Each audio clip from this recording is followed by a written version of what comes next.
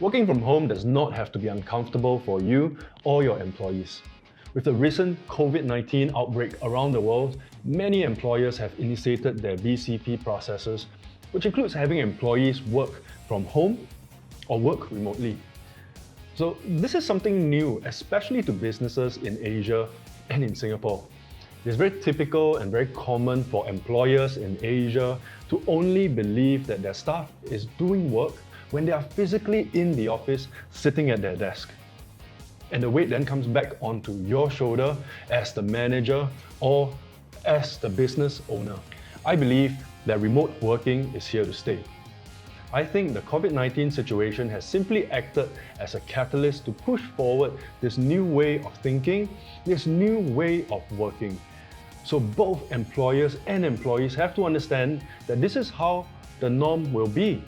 So in this video, I will share with you a few tips on what you can do as an employer in order to be more efficient and to ensure that your team continues to progress and perform even though they are working remotely. So keep watching.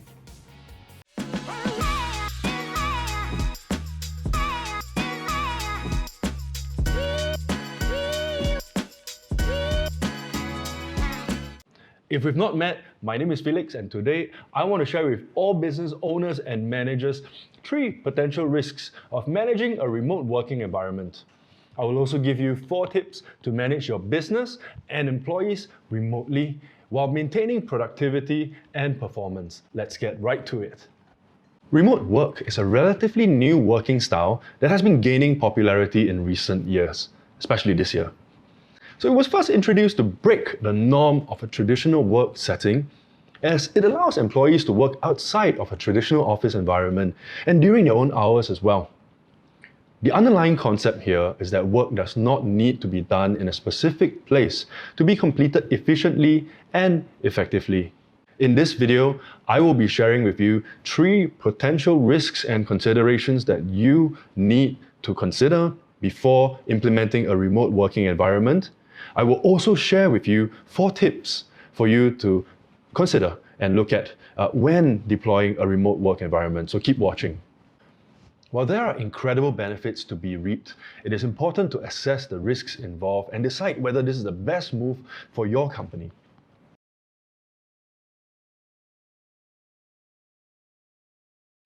There are some factors to consider when making the switch to a remote working environment. And the first factor is employee demographics. Think of your employees. Is this really what they would want? Perhaps you have a slightly older employee demographic and they may already be used to the traditional office setting and feel reluctant to change. Or maybe you have a younger team with mostly junior employees who rely on immediate guidance in work situations. In that case, remote working may not be that ideal. Secondly, timing is also another thing to consider. A plausible situation is that your team may be demographically a good match for a remote business, but the timing simply isn't right. For instance, you may be in the middle of a very important project and your employees need to work closely together physically. In this case, it would be best to do a 2-week trial of a remote business during a non-peak period. Third, change in management style is something that you need to consider as a manager. Your physical presence is drastically different than managing your staff remotely compared to managing them physically. So this brings changes to your recruitment, training, and motivation methods, and so many other things you need to consider, which I will share with you in future videos. But in this video, I will continue to touch on 4 tips to help you manage your business better remotely.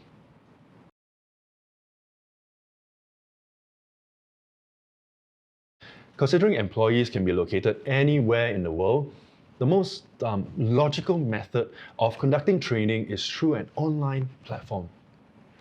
There are a few options for conducting training online, and they could be by creating your own videos. For example, this one. You can introduce your employees to a new online system, a new online function, or a new process that you are creating that can help them in their work. Or what you can really do is simply record yourself explaining this function, explaining the new concept, and doing a video example of how to use it or how to implement that concept with your phone. This is great as employees feel closer to you in a way as the video can be more personal and specifically targeted at your company's employees. The second tip that I have for you for online training is to sign employees up to other courses online. Because sometimes the training topic is out of your field of expertise and it may require someone more experienced to conduct it. There are so many courses online and you can sign up your employees for any of these courses as long as they are relevant to their field of work. All these courses that are available online can touch on different topics and you can assign different employees to different courses that are most relevant to them. Now, once you've done that, the next issue is exactly how often should these trainings be conducted. I personally recommend that these trainings be conducted at least on a monthly basis. While sometimes it may feel very costly as an investment, it is extremely valuable because your employees can then be kept up to date with the latest skills and knowledge that are relevant to your business, and it will give them an edge over the other employees from your competitor's company. As remotely, the employees can allocate their own time and can arrange their own schedules to attend these online trainings. Now, once the employees are equipped with the necessary skills, the next question as a manager you can ask yourself is how do you ensure their work is managed efficiently? And this is something that I will be covering in the next slide.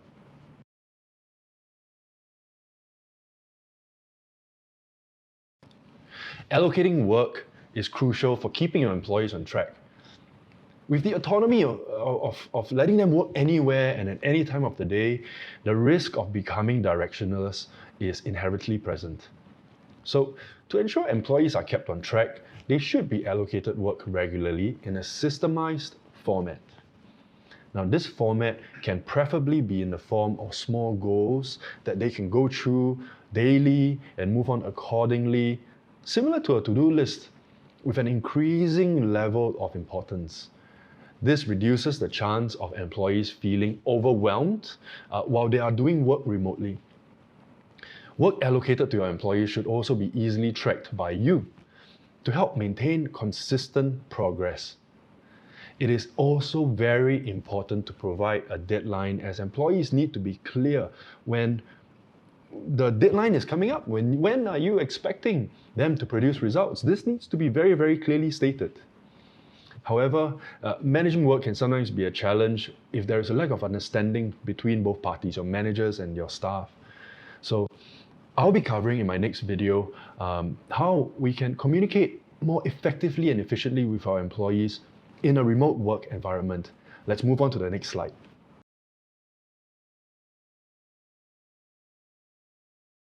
Communication is a two-way street. Other than stating your points, communication is only truly effective if you are able to listen and understand your employees' points as well. And this is where active listening, or the practice of active listening, comes in handy. To become an active listener, two of the most important steps are to keep an open mind and also to clarify when needed.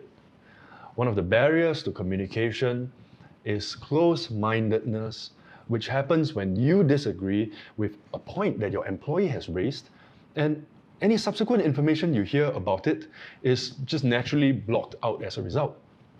Remain open-minded about alternative options and new ideas to show your employees you value their opinions. Clarifying is also important, and it can be easily done by simply reiterating what the other party has said or has shared. And this ensures that both of you are on the same page. The next tip that I have is to build rapport, and although you may be far apart from your employee and your managers, it is still critical to build a strong rapport. This allows them to feel that you are supportive and approachable even though you are only online. And once they feel they are in a safe zone, They will be more open-minded to sharing any worries that they may have, and it can help reduce the possibility of conflict arising unnecessarily.